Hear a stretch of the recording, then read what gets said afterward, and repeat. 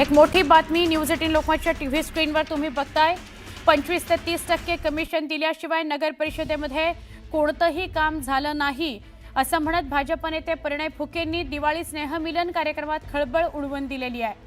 भंडारा जिल्ह्यामध्ये सध्या 4 नगर परिषदांच्या निवडणुकीची रणधुमाळी सुरू आहे आणि असं असताना सगळेच पक्ष आपल्या सत्तेकरता प्रयत्न करतायत। यातच भंडाऱ्यामध्ये नुकताच पार पडलेला दिवाळी मिलन हा कार्यक्रम भाजप आमदार परिणय फुके यांनी गेल्या काही वर्षांमध्ये नगर परिषदेमध्ये 25 ते 30% कमिशन घेतल्याशिवाय कोणतंही काम झालं नसल्याचा दावा केलेला आहे। यात करोडोंचा घोटाळा झालाय असंही त्यांनी सांगितलं। नगर परिषदेमध्ये आपली सत्ता आली तर त्याची चौकशी करू असा दम सुद्धा त्यांनी भरला आहे।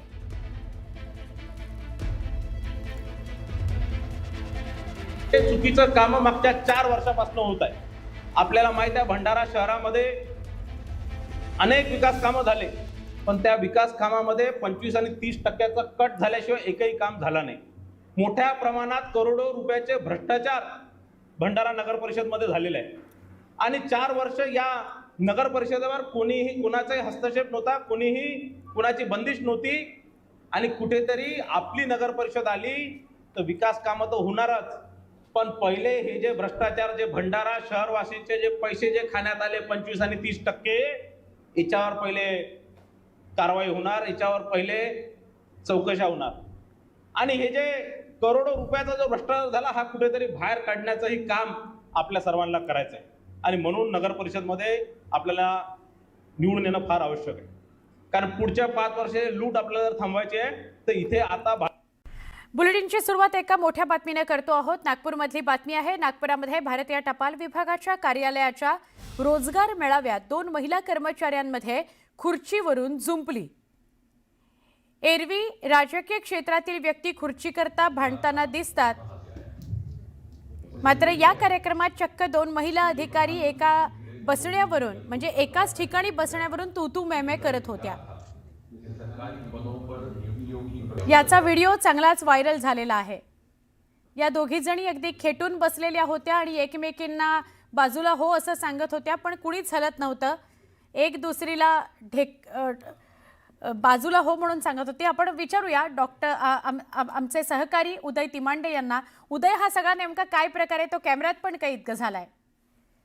नक्कीच नागपूरमध्ये 2 दिवसाआधी काय ते भारतीय पोस्ट विभागाचा जो आहे तो एक कार्यक्रम होता आणि त्या कार्यक्रमामध्ये स्टेजवर बसण्यावरून जे आहे ते 2 महिला अधिकाऱ्यांमध्ये जे आहे ते तूतूमय झाल्याचा हा व्हिडिओ आता व्हायरल होता। या व्हिडिओमध्ये आपण पाहतोय की दोन्ही अधिकारी समकक्ष अधिकारी आहेत, त्यातल्या एका महिला अधिकारी दुसऱ्या इतर ठिकाणी जी आहे ती बदली झाली होती, मात्र न्यायालयानं त्यांना स्टे दिला होता। मात्र हा स्टे मिळण्याच्या आधी विभागानं तिथं दुसऱ्या महिला अधिकाऱ्याची नियुक्ती केली होती, त्यामुळे त्या प्रमुख कार्यक्रमामध्ये जे आहे ते स्टेजवर कोण बसणार यावरून या दोन्ही महिलांमध्ये जो आहे तो विवाद होता आणि तो विवाद इतका टोकाला गेला की केंद्रीय मंत्री नितीन गडकरी बाजूला असताना या 2 महिला अधिकारी एका सोफ्यावर बसल्या होत्या, मात्र एकमेकींना चिमटा घेणं, धक्का देणं आणि ढकलण्याचा प्रयत्न देखील यामध्ये झाल्याचा आपण या व्हिडिओमध्ये पाहतोय।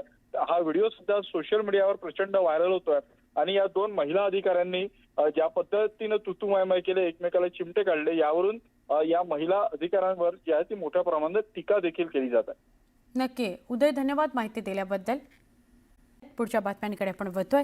शक्तीपीठ महामार्ग कर्नाटकच्या हद्दीतून चंदगड मार्गे जाण्याची शक्यता आहे। कोल्हापूरच्या अगोदरची अलाइनमेंट बदलून ती चंदगड मार्गे करण्याचा निर्णय घेतला जातोय असं कळतंय। मुख्यमंत्र्यांनी अलाइनमेंट बदलणार असल्याची माहिती दिली होती। चंदगडचे आमदार शिवाजीराव पाटील यांनीही चंदगडहून शक्तीपीठ करण्यास समर्थन दिलं होतं, मात्र या मार्गालाही विरोध होण्याची शक्यता आहे।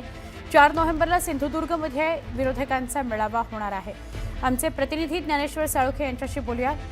ज्ञानेश्वर, काय अधिक माहिती? मार्ग बदलण्यासंदर्भात चर्चा झाली होती, कारण कोल्हापुरातनं तर खूप मोठा विरोध आहे।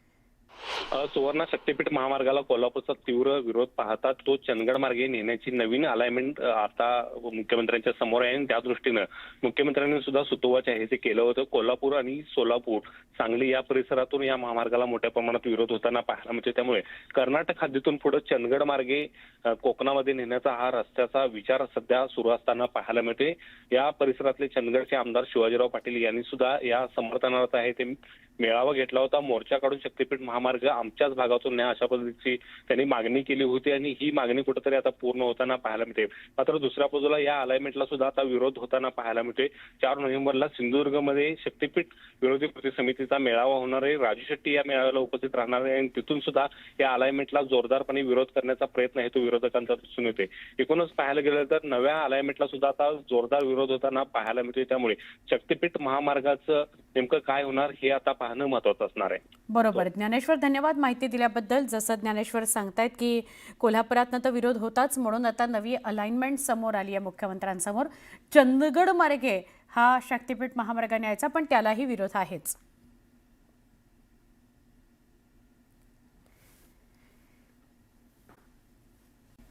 बातमी नाशिकमधून.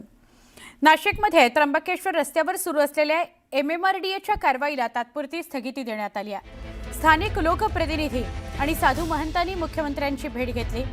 नाशिक त्र्यंबकेश्वर रस्त्याच्या विस्तारीकरणासंदर्भात NMRDAनं अतिक्रमण हटाव ही कारवाई केली होती. या कारवाईत अनेक नागरिकांच्या घरांना नोटीस बजावली गेली. न्यूज 18 लोकमतनं देखील या भागातील नागरिकांच्या व्यथा मांडल्या होत्या. रस्त्याच्या विस्तारीकरणाला शेतकऱ्यांनी विरोध नाहीये, पण अनावश्यक आणि अतिरिक्त जागा प्रशासन घेतंय त्याला विरोध आहे, असं सगळ्या स्थानिकांचं म्हणणं होतं. या भेटीनंतर कारवाईला मुख्यमंत्र्यांनी तात्पुरती स्थगिती दिली आहे. आमचे प्रतिनिधी लक्ष्मण घाटोळ आपल्या सोबत आहेत.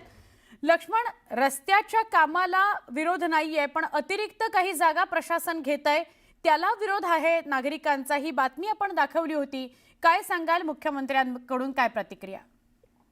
सुवर्णा, खरं तर नाशिक त्र्यंबकेश्वर हा जो रस्ता आहे त्या रस्त्याचा पिंपळगाव बोहला तर पेगलवाडी फाटा हा 15 किलोमीटरचा जो रस्ता आहे, या रस्त्यावर असलेल्या शेकडो शेतकऱ्यांना या निर्णयामुळे एक दिलासा मिळालेला आहे. खरं तर या सगळ्या शेतकऱ्यांसाठी, नागरिकांसाठी दिलासा देणारी ही बातमी आहे. कारण NMRDAच्या माध्यमातून या भागातील शेतकऱ्यांना गेल्या 8 दिवसांपूर्वी नोटिसा बजावण्यात आलेल्या होत्या आणि त्या नोटिसांमध्ये त्यांना सांगण्यात आलेलं होतं की त्र्यंबकेश्वरचा जो मुख्य रस्ता आहे त्या रस्त्याच्या 50 मीटर परिसरामध्ये असलेली सगळी बांधकामं ही NMRDAने अतिक्रमित ठरवली आणि ती पाडण्याचे फरमान त्यांनी काढलेलं होतं. मात्र हा निर्णय जो आहे तो NMRDAचा अन्यायकारक होता. हे न्यूज 18 लोकमतने आपल्या बातमीच्या माध्यमातून समोर आणलेलं होतं. खरं तर शेतकरी आपली जागा रस्त्यासाठी द्यायला तयार आहे. विकासाला शेतकऱ्यांचा कुठलाही विरोध नव्हता. मात्र एक्सेस जागा, अतिरिक्त जागा ज्या वेळेला शेतकऱ्यांकडनं घेतली जाते त्यावेळेला मात्र ती कोणतीही मोबदला न देता ती हस्तांतरित करण्याचा प्रयत्न केला जात होता आणि याच सगळ्या शेतकऱ्यांच्या आणि त्या भागातल्या नागरिकांच्या प्रश्नांना न्यूज 18 लोकमतने वाचा फोडलेली होती आणि त्यानंतर साधू महंत असतील, स्थानिक लोकप्रतिनिधी असतील, स्थानिक नागरिक जे आहेत ते देखील रस्त्यावर उतरलेले होते आणि काल देखील मुख्यमंत्र्यांची या सगळ्यांनी भेट घेतली आणि त्यानंतर मुख्यमंत्री देवेंद्र फडणवीस यांनी या भागातील शेतकऱ्यांना, नागरिकांना एक मोठा दिलासा दिलेला आहे. नक्की. धन्यवाद लक्ष्मण, आपण माहिती दिली त्याबद्दल.